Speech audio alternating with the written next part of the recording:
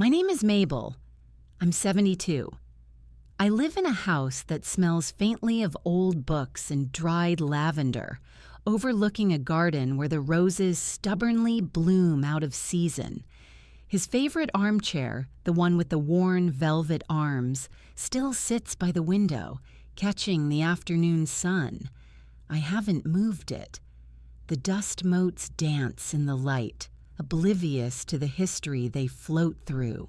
The photo frame on the mantel, the one with his beaming face from our last anniversary, was tilted just so this morning when I walked past. Not by much, barely a fraction of an inch, but enough for me to notice. It was a subtle thing, a whisper in the quiet house, a small ripple in the stillness that had settled around me since he left. And then, his favorite mug, the chipped ceramic one he insisted on using every morning, was facing the wrong way in the cupboard. I always place the handle to the right, a tiny habit, a silent agreement we'd had for decades. This morning, it was turned inward. These small imbalances, a tilted frame, a misplaced mug, they are the kinds of things most people wouldn't register or would dismiss as a momentary lapse. But when you've lived a life steeped in order, in the predictable rhythm of another's habits entwined with your own, these subtle shifts are like distant thunder. They signal something, a quiet, undeniable tremor beneath the surface. For me, they signal that it's time. It's time to speak, not in a shout, but in the precise, controlled tone of someone who has waited, observed, and understood. The world often believes that quiet means absence, that silence is a vacuum to be filled by the loudest voice. But sometimes silence is a gathering, a sharpening, a deep, slow breath before an irrevocable act. And when that act arrives, it doesn't arrive with fanfare. It arrives like the quiet click of a lock or the soft rustle of paper. I've learned that true reckoning doesn't require a stage. It requires precision. It requires understanding the weight of small things. A tilted frame, a misplaced mug, a single word spoken out of place. These are the threads that unravel larger tapestries. They are the keys to doors long thought sealed. And in this particular tapestry, woven with years of unspoken slights and dismissive whispers, there was a particularly coarse thread, a thread I knew would need to be cut, cleanly and without hesitation. I thought of her words from the will reading, the sharp, dismissive tone cutting through the hushed solemnity of the lawyer's office. "Just the second wife," she'd said, as if my entire existence, my decades with him, could be reduced to a footnote, a minor correction in the grand narrative of her own presumed legacy. Her words had hung in the air, a barb meant to sting, to diminish, to erase. And in that moment, as the blood cooled in my veins, I knew that the time for quiet observation was over. The time for the quiet, precise act had begun. The tilted frame, the misplaced mug, they were not just accidents, they were confirmations, reminders that the universe, in its own subtle way, aligns for those who are ready to see its signals.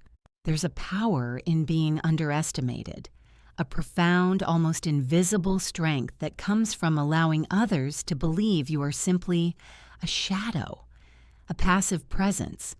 They forget that shadows follow, and they often know where the light ends. I've lived with that perception for so long, worn it like a comfortable cloak. It allowed me to see without being seen, to hear without being heard. It allowed me to collect the quiet truths, the ones that slip through the cracks of louder, more demanding narratives. And now, those truths were ready to be laid bare, not with a flourish, but with the quiet, devastating precision of a surgeon's blade. If this story echoes something buried in you, a quiet like or subscribe helps keep these voices from fading. You don't need to believe me. Just don't look away. The silence was a landscape I had inhabited for decades. Not an empty silence, but one filled with the rustle of unspoken words, the weight of ignored presence. It began subtly, as these things often do. A slight pause before I was introduced, a quick glance exchanged between him and his daughter, his first daughter, as she always reminded anyone within earshot, that communicated a private understanding, one from which I was excluded. These were not overt slights, not at first. They were gentle erasures like pencil marks rubbed away, leaving only a faint smudge where something once was. I tolerated it. I told myself it was for peace, for harmony, for the sake of the man I loved. He was a kind man in his way, but deeply averse to conflict. His method of dealing with discord was to smooth it over, to pretend it didn't exist until it faded into the background. And so, the unspoken became the norm. Her condescension, cloaked in sweet, syrupy tones, became the backdrop to family gatherings. Her subtle undermining of my opinions, presented as just a different perspective, became the air I breathed. I remember one Thanksgiving early in our marriage. I had spent days preparing his mother's stuffing recipe, a complex dish with chestnuts and herbs, a recipe he adored and spoke of with such fondness. I had brought it to the table, steaming and fragrant, and his daughter, Amelia, had picked at it with her fork, then turned to her father with a sigh. "Oh, Daddy, it's just not the same, is it? Mother's was always richer." He had just nodded, a slight apologetic shrug, and changed the subject.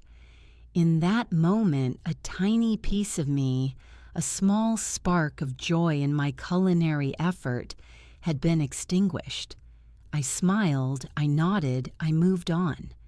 But the taste of disappointment lingered, far more bitter than any stuffing could ever be. This pattern repeated itself, a quiet drumbeat of diminishment.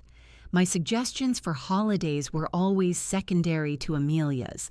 My choices for decor were always interesting, but never quite right. My opinions on his health, even after years of caring for him through various ailments, were often dismissed as Mabel's worrying, while Amelia's pronouncements based on a quick internet search were given serious consideration. It was never a direct challenge, never a shouting match. It was a gradual, insidious erosion of my space, my voice, my very existence within the family unit. They thought I didn't notice. They thought I was oblivious, or perhaps simply too meek to object. I cultivated that illusion. I learned to smile serenely, to nod placidly, to offer soft, agreeable responses. It was a performance, perfected over years, designed to ensure the smooth running of the household, to keep the peace for the man I loved. But beneath the placid surface, I was observing, I was listening, I was categorizing each slight, each dismissal, each subtle act of erasure. Each time Amelia referred to me as Daddy's friend to a stranger, long after we were married, or when she gently steered conversations away from my career accomplishments, which were considerable, I cataloged it. Not with anger, not with resentment that festered, but with a quiet, almost academic detachment. I was collecting data. This silence, this practiced invisibility, became my shield. It allowed me to move through their world, unseen, unheard, while simultaneously seeing and hearing everything. I knew their routines, their vulnerabilities, the small, often petty desires that drove their actions. I knew Amelia's desperate need for external validation, her hunger to be seen as the ultimate authority, the indispensable daughter. I knew her subtle ways of manipulating her father, playing on his desire for peace, twisting his affection into a tool for her own agenda. The truth was, I wasn't meek. I was patient. I had seen too many battles fought with loud words and harsh emotions, only to leave scars and nothing resolved. I believed in the power of the unseen, the force that moves mountains not by brute strength, but by the relentless, quiet pressure of time and precise application. I believed in the weight of truth, even when it was whispered.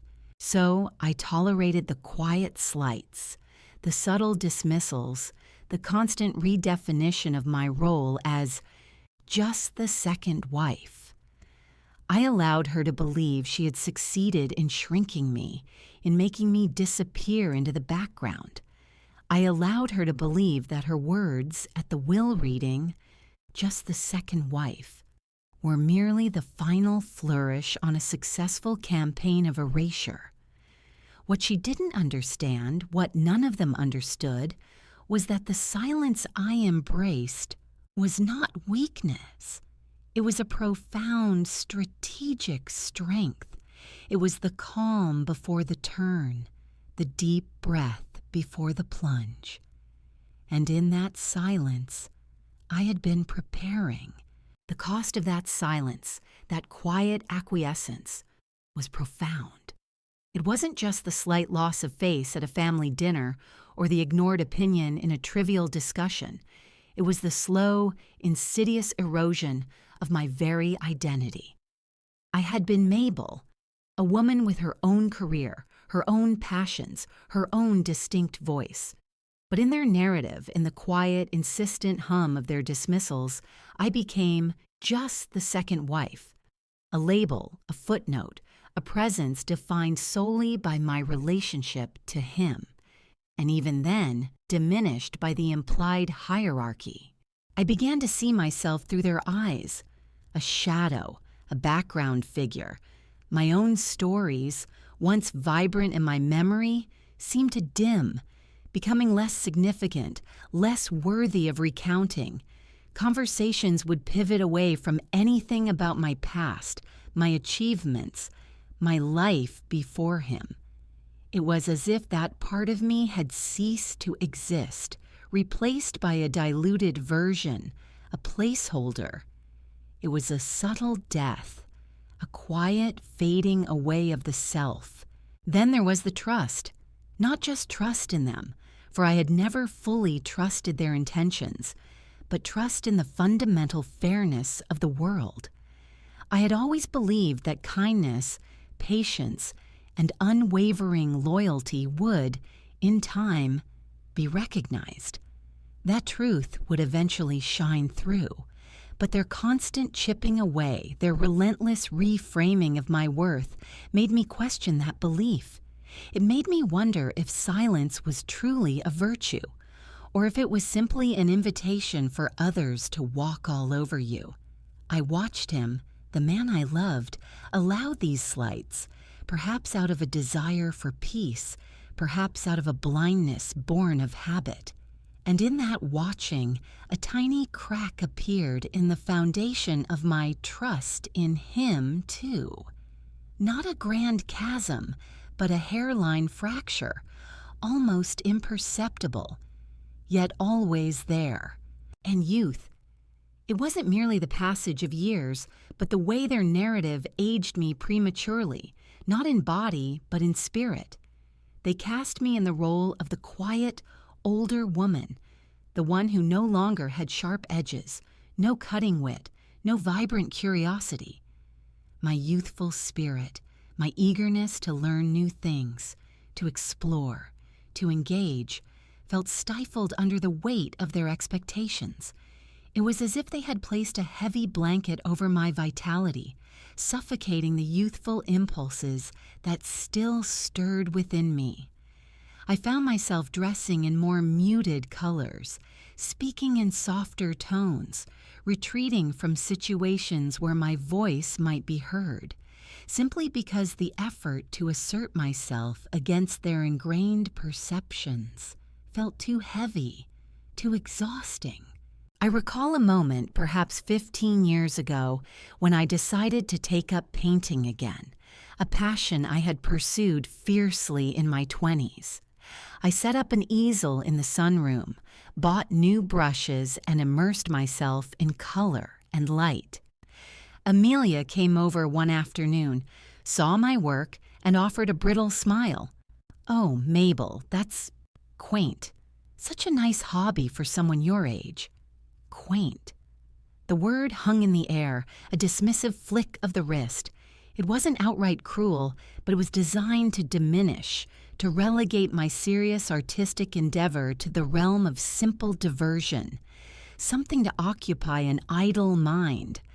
I felt the enthusiasm drain from me, like paint water down a sink. I continued to paint, but the joy, that pure, unadulterated pleasure, had been tainted. It was a quiet theft of my happiness, a subtle undermining of my self-worth. They thought I'd forgotten. I hadn't. I just waited until forgetting was no longer an option. Every subtle slight, every casual dismissal, every condescending glance was meticulously catalogued, not in a ledger of anger, but in the deeper, more profound ledger of consequence. I wasn't plotting revenge in the conventional sense, not with grand schemes or dramatic confrontations. My reckoning was of a different nature. It was about balance, about restoring what had been quietly taken. The cost was paid in the small daily withdrawals from my spirit, the joy in a shared laugh that was cut short by a judgmental gaze, the pride in an accomplishment that was met with a dismissive wave of the hand, the quiet confidence that was chipped away, piece by piece. It was the feeling of being constantly on the defensive, even when no direct attack was launched. The subtle, persistent feeling of being an outsider in my own home, in my own life with the man I loved.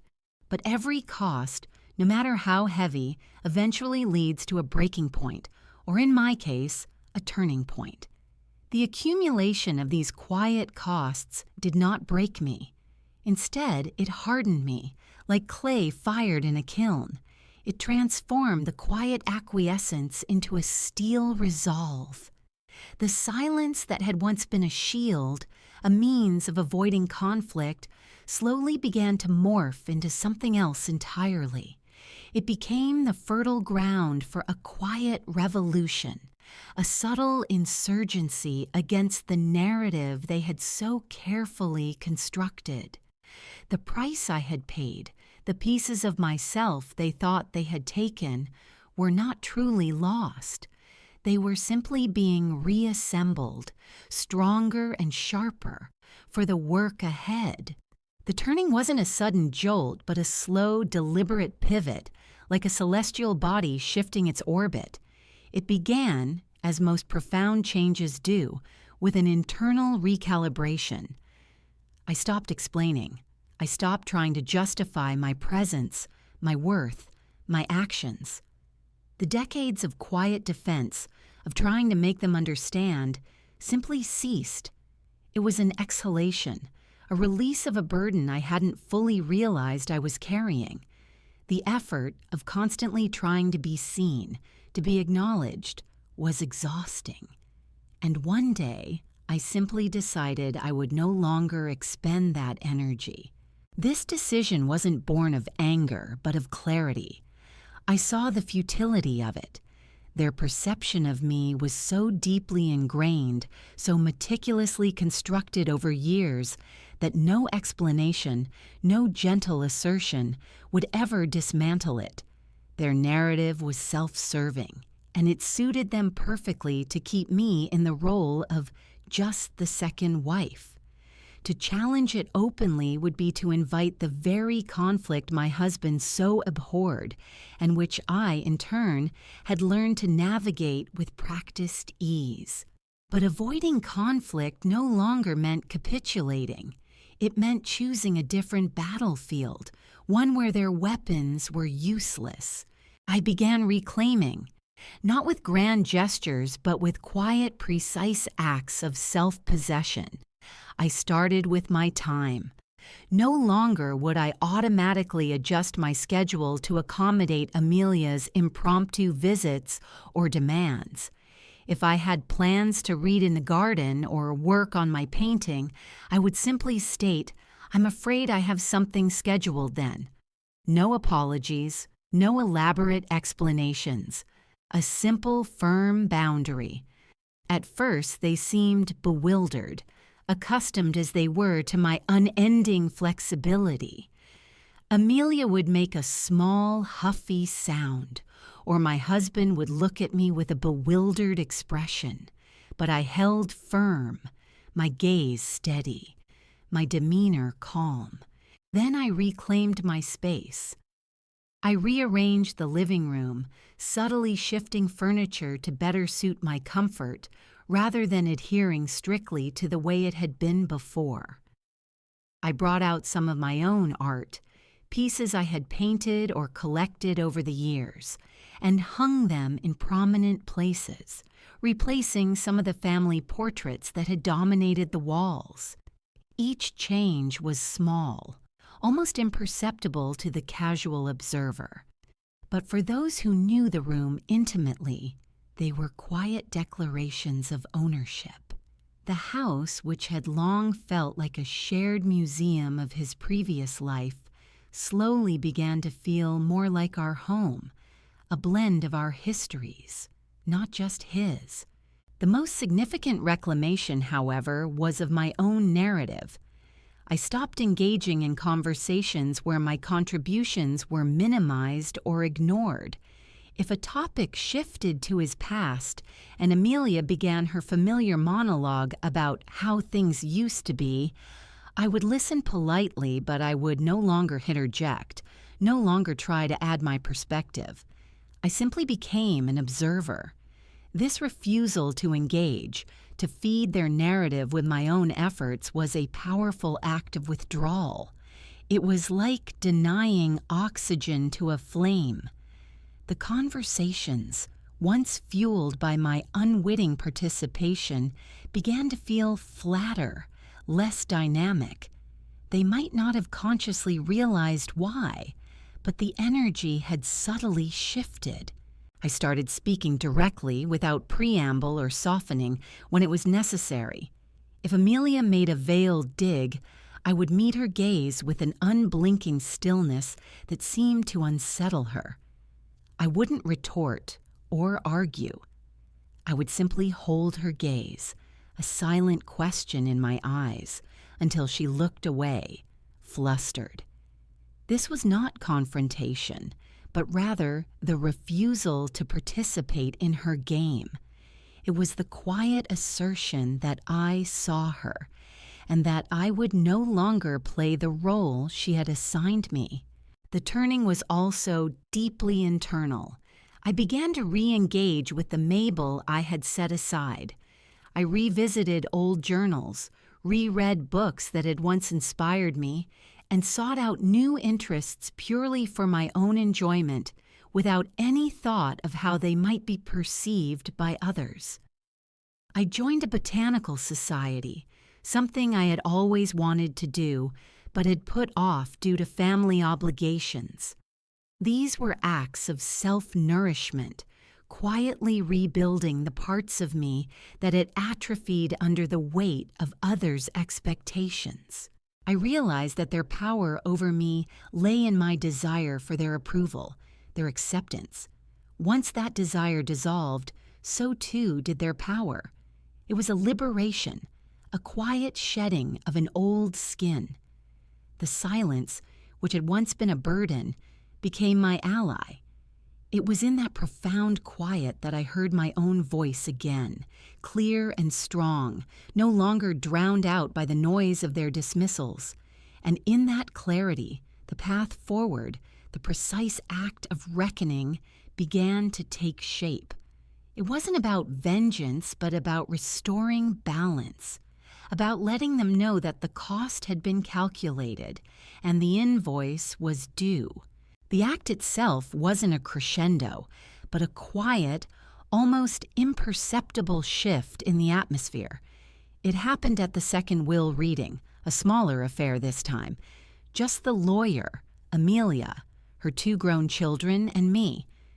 The air in the room was thick with unspoken tension. A different kind of tension than before. The first reading had been about expectation and entitlement. This one, after the initial shock of a certain clauses had settled, was about disappointment and confusion. Amelia had come prepared, her posture rigid, her eyes sharp, ready to pounce on any perceived slight. She spoke first, just as she had at the initial reading, her voice cutting through the polite murmur of greetings. "Well, Mabel, I suppose you're here to collect the last of your perks." The word perks was delivered with a dismissive curl of her lip, meant to diminish my inheritance, to frame it as something I hadn't earned, a mere gratuity. She then turned to the lawyer, a forced smile on her face. "As I said before, Mr. Henderson, Mabel was just the second wife. We all know how these things go." Her children, accustomed to her lead, offered weak, embarrassed smiles. My heart, which had once fluttered with indignation at such pronouncements, remained perfectly steady. The calm that had settled within me was absolute. This was the moment, the tilted frame, the misplaced mug, the years of quiet accumulation. They had led to this precise, surgical instant. I reached into my large, sensible handbag, a bag I always carried, which contained not just my reading glasses and a handkerchief, but also, for this specific occasion, a small, worn leather envelope. It was not dramatic, no sudden flourish. It was simply the unhurried movement of a woman retrieving an item she had packed with deliberate intent. "Actually, Amelia," I said, my voice soft, calm, almost conversational, yet it cut through the room with a surprising clarity, "I'm here to ensure all of his wishes are fully understood." My eyes met hers, and I held her gaze, a steady, unblinking presence. There was no anger in my eyes, no challenge, just a quiet, knowing certainty that seemed to disarm her. Her pre-rehearsed retort seemed to catch in her throat. Slowly, deliberately, I pulled out a stack of envelopes, tied neatly with a faded ribbon. They weren't thick, official-looking documents. They were personal letters, creased from age, some bearing the faint scent of his pipe tobacco. "You see," I continued, my voice still gentle, "there are a few things that perhaps weren't fully appreciated in the initial reading."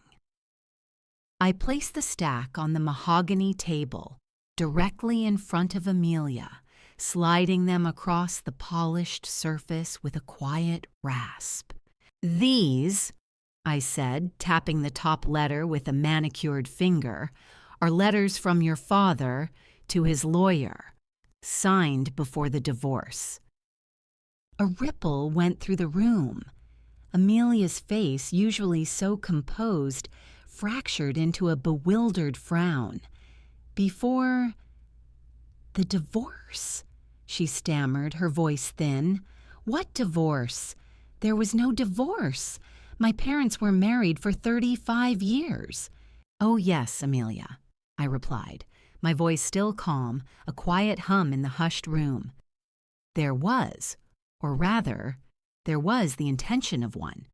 Your father, in his meticulous way, was quite thorough. I gestured to the letters. These are his instructions to his previous attorney, outlining the terms of a divorce he intended to file from your mother, provisions for the property, the division of assets, financial support, all laid out quite clearly. He even specified his desire to sever ties with certain influences that he felt were detrimental to his peace of mind. I paused, allowing the weight of the unspoken to settle. I didn't need to specify what those influences were. Amelia's eyes darted to mine, and for the first time I saw it, a flicker of raw fear. Not anger, not indignation, but a primal fear that the ground beneath her carefully constructed world was crumbling. She stared at the letters, then back at me, her mouth slightly agape. This is impossible," she whispered, her voice barely audible. "It seems he decided against filing at the last minute," I continued, as if discussing the weather. "Perhaps for appearance's sake, or perhaps he simply lost the courage. But the intent, as you can read, was quite clear. And these letters," I tapped us again, "specifically state his desire to ensure that his subsequent marriage, to me of course, would be fully recognized and protected should he pass before taking final action. He was a man who planned for every eventuality, even the ones he couldn't bring himself to execute." The lawyer cleared his throat, a sound of discomfort. "Mrs. Davies, if these letters are indeed what you claim, they could significantly impact the interpretation of Mr. Davies's will. They certainly provide a powerful context regarding his marital intentions. Even if the divorce was never finalized, they suggest a clear intent to prioritize." He trailed off, glancing at Amelia, then at me. I simply nodded. I didn't need to elaborate. The letters spoke for themselves, a silent, damning testament to a truth Amelia had never known, a truth that fundamentally undermined her entire claim to moral superiority and familial precedence. They were not about monetary gain for me. The will had already secured my financial future.